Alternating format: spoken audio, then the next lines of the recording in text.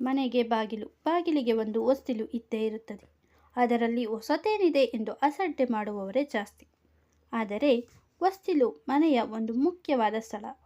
ಮನೆಯ ಸದಸ್ಯರಾದರೂ, ಹೊರಗಿನವರಾದರೂ ಅಥವಾ ಅದೃಷ್ಟ ಲಕ್ಷ್ಮಿ ಬರುವುದಾದರೂ, ನೆಗೆಟಿವಿಟಿ ಪ್ರವೇಶಿಸುವುದಾದರೂ ಎಲ್ಲವೂ ಆ ಹೊಸ್ತಿಲನ್ನು ದಾಟಿಯೇ ಎಂಬುದನ್ನು ಮರೆಯಬೇಡಿ.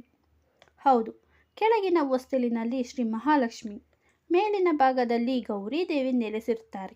ಆದ್ದರಿಂದ ಹೊಸ್ತಿಲ ವಿಚಾರವನ್ನು ಕಡೆಗಣಿಸಬೇಡಿ. ಎಚ್ಚರಿಕೆ: ಮನೆಯಲ್ಲಿ ಮಕ್ಕಳು ಹೊಸ್ತಿಲನ್ನು ತುಳಿಯುವುದು, ಅದರಲ್ಲೂ ಪಾದರಕ್ಷೆ ಹಾಕಿಕೊಂಡು ತುಳಿಯುವುದು, ಇಂಥದ್ದನ್ನೆಲ್ಲ ಮಾಡುವಾಗ ತಿಳಿಸಿ ಹೇಳುವುದು ಬಹಳ ಮುಖ್ಯ. ಹೊಸ್ತಿಲಿನ ಬಳಿ ಕುಳಿತುಕೊಂಡು ತಲೆ ಬಾಚುವ ಅಭ್ಯಾಸ ಕೆಲವರಿಗೆ ಇರುತ್ತೆ. ಇದನ್ನು ಮಾಡಬೇಡಿ. ಹೊಸ್ತಿಲಿನ ಬಳಿ ಡಸ್ಟ್ಬಿನ್ ಇಡಬೇಡಿ. ಹೊಸ್ತಿಲಿನ ಬಳಿ ವರಂಡ ಎಲ್ಲವನ್ನು ಸ್ವಚ್ಛವಾಗಿಡಿ. ಯಾರನ್ನಾದರೂ ಮಾತನಾಡಿಸುವಾಗ ಅಥವಾ ಏನನ್ನಾದರೂ ಕೊಡುವಾಗ ಹೊಸ್ತಿಲಿನ ಒಳಗೆ ಒಂದು ಕಾಲು, ಹೊರಗೆ ಒಂದು ಕಾಲು ಇಟ್ಟು ನಿಲ್ಲುವುದು ದಟ್ಟ ದರಿದ್ರ ತರುತ್ತದೆ.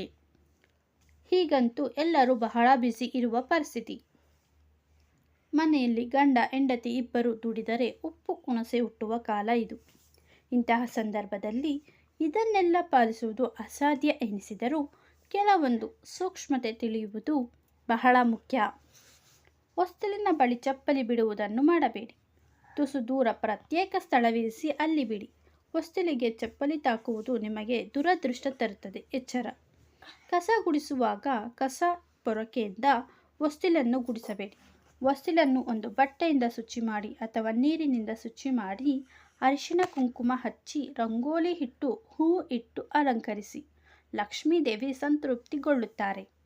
ಕೆಲವರು ಪದೇ ಪದೇ ಇದನ್ನೆಲ್ಲ ಮಾಡಲು ಸಾಧ್ಯವಿಲ್ಲ ಎಂದು ಅರಿಶಿಣ ಬಣ್ಣದ ಪೇಂಟ್ ಬಳಿದು ಕೆಂಪು ಬಣ್ಣದ ಪೇಂಟ್, ಬಿಳಿ ಬಣ್ಣದ ಪೇಂಟ್ ಬಳಸಿ ಶಾಶ್ವತ ರಂಗೋಲಿ ಹಾಕಿರುತ್ತಾರೆ. ಆದರೆ ಇದು ತಪ್ಪು. ನಮ್ಮ ಹಿರಿಯರು ಪಾಲಿಸಿರುವ ಈ ಸಂಪ್ರದಾಯಗಳು ನಮ್ಮ ಆರೋಗ್ಯಕ್ಕೂ ಮತ್ತು ಅದೃಷ್ಟಕ್ಕೂ ಬಹಳ ಒಳಿತನ್ನು ಮಾಡುತ್ತದೆ.